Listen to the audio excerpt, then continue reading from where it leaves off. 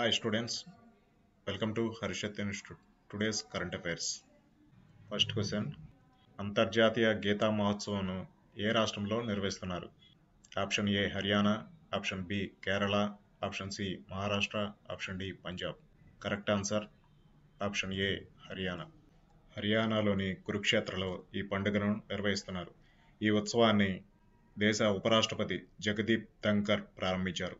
ఈ పండగ యొక్క థీమ్ వసుదైవ family, Shrimad Bhagavad Gita and world unity. ఇది 1989లో ప్రారంభమైంది. దీనికి 2002లో జాతీయ పండుగ హోదా లభించింది. 2024లో అమెరికాలో ఈ ఉత్సవం జరగనుంది.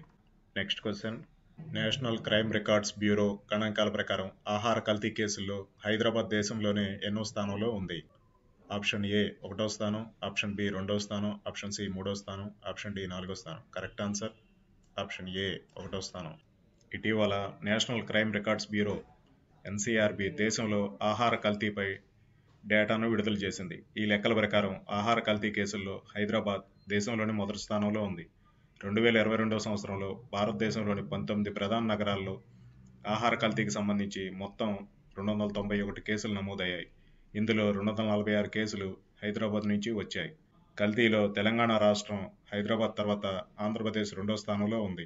నెక్స్ట్ క్వశ్చన్, ప్రపంచ బ్యాంకు నివేదిక ప్రకారం ప్రపంచ రెమిటెన్స్లలో భారతదేశం స్థానం ఎంత?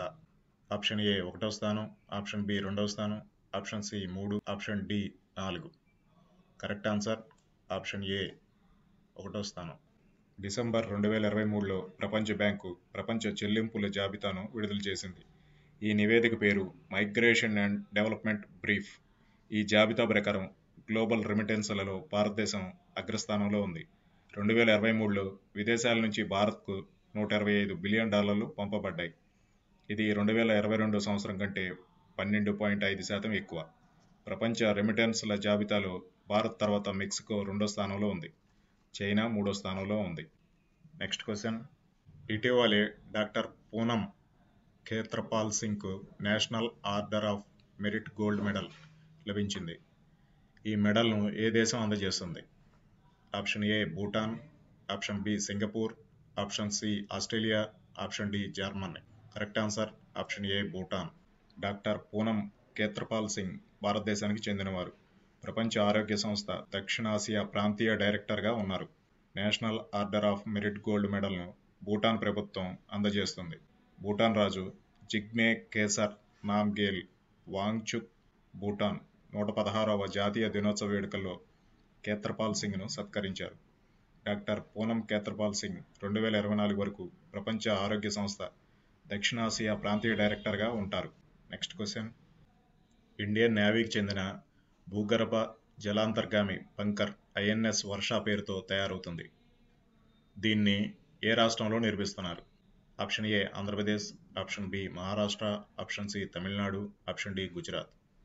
Correct answer option A Andhra Pradesh. భారత నౌకాదళం భూగర్భ జలాంతర్గామి బంకర్ను నిర్మిస్తుంది. ఈ భూగర్భ జలాంతర్గామి బంకర్ పేరు ఐఎన్ఎస్ వర్ష. ఆంధ్రప్రదేశ్లో ఈ బంకర్ను నిర్మిస్తున్నారు. విశాఖపట్నంలో ప్రధాన కార్యాలయం ఉన్న తూర్పు నౌకాదళ కమాండ్ దీన్ని నిర్వహిస్తోంది. ఈ బంకర్ విశాఖపట్నంలోని రాంబిలిలో నిర్మించబడుతుంది. భారతదేశానికి చెందిన అణు జలాంతర్గాములు ఇక్కడే ఉంటాయి. విశేషం ఏంటంటే ఈ స్థావరంలో ఉంచిన అణు జలాంతర్గామిని ఎవరూ చూడలేరు, ఎందుకంటే దీన్ని భూగర్భ స్థావరంగా అభివర్ణిస్తున్నారు. నెక్స్ట్ క్వశ్చన్, ఐక్యరాజ్య సమితి జనరల్ అసెంబ్లీ ఏ సంవత్సరాన్ని అంతర్జాతీయ ఒంటెల సంవత్సరంగా ప్రకటించింది? Option A 2024, option B 2023, option C 2025, option D 2026. Correct answer option A 2024. ఐక్యరాజ్య సమితి 2024ని అంతర్జాతీయ ఒంటెల సంవత్సరంగా ప్రకటించింది. భూమి యొక్క అత్యంత ప్రతికూల పర్యావరణ వ్యవస్థల్లో నివసిస్తున్న మిలియన్ల మంది పేద కుటుంబాలకు ఒంటెలు జీవనోపాధి అని పేర్కొంది. నెక్స్ట్ క్వశ్చన్, ఇటీవలి ఎస్ఓఐసి నివేదికలోని డేటా ప్రకారం దేశంలోని 2వ అతిపెద్ద ఆర్థిక వ్యవస్థగా అవతరించిన రాష్ట్రం ఏది? Option A Gujarat, option B Uttar Pradesh, option C Tamil Nadu, option D Paschim Bengal. Correct answer option B Uttar Pradesh. పెట్టుబడులు మరియు స్టాక్ మార్కెట్పై నిఘా ఉంచే ప్రముఖ ఆన్లైన్ బ్లాగింగ్ ప్లాట్ఫామ్ ఎస్ఓఐసి ఇటీవల ఆర్థిక గణాంకాలను విడుదల చేసింది. ఈ లెక్కల ప్రకారం దేశంలోనే రెండో అతిపెద్ద ఆర్థిక వ్యవస్థ కలిగిన రాష్ట్రంగా ఉత్తరప్రదేశ్ అవతరించింది. దేశ జీడీపీలో ఉత్తరప్రదేశ్ వాటా 9.2% పెరిగింది. దేశంలోని అతిపెద్ద ఆర్థిక వ్యవస్థ కలిగిన రాష్ట్రం మహారాష్ట్ర. దేశ జీడీపీలో మహారాష్ట్ర 17.7%గా ఉంది.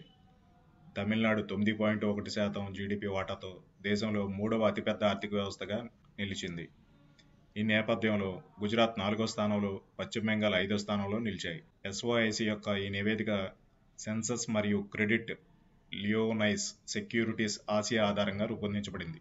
Next question. కాశీ తమిళ సంగమం 2023ని వారణాసిలో ఎవరు ప్రారంభించారు? Option A Yogi Adityanath, option B Draupadi Murmu, option C Amit Shah, option D Narendra Modi. Correct answer option D Narendra Modi. ఇటీవలే ఉత్తరప్రదేశ్లోని వారణాసిలో కాశీ తమిళ సంగమం 2023 సంస్థ ప్రారంభమైంది. ఈ సంగమాన్ని ప్రధాని నరేంద్ర మోడీ ప్రారంభించారు. కన్యాకుమారి వారణాసి తమిళ సంగమం రైలును ప్రధాని జెండా ఊపి ప్రారంభించారు. Next question. ఇటీవలే ప్రపంచంలోనే అతిపెద్ద కార్యాలయం సూరత్ డైమండ్ బోర్స్ను ఎవరు ప్రారంభించారు?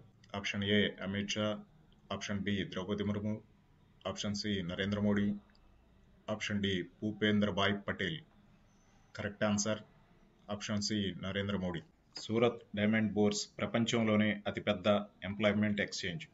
సూరత్ డైమండ్ బోర్స్ ప్రపంచంలోనే అతిపెద్ద కార్పొరేట్ ఆఫీస్ హబ్గా కూడా మారింది. ఇది అతిపెద్ద కార్యాలయంగా పెంటగాన్ హోదాను ఆక్రమించింది.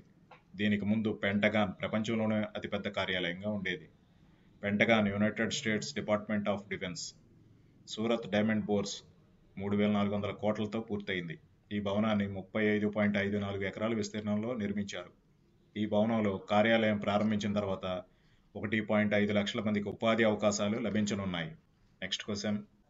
అబ్దెల్ ఫతా అల్ సిసి ఏ దేశానికి అధ్యక్షుడిగా ఎన్నికయ్యారు? Option A Palestine, option B Libya, option C Sudan, option D Egypt. Correct answer option D Egypt. Egypt ఉత్తర ఆఫ్రికా ఖండంలోని ఒక దేశం.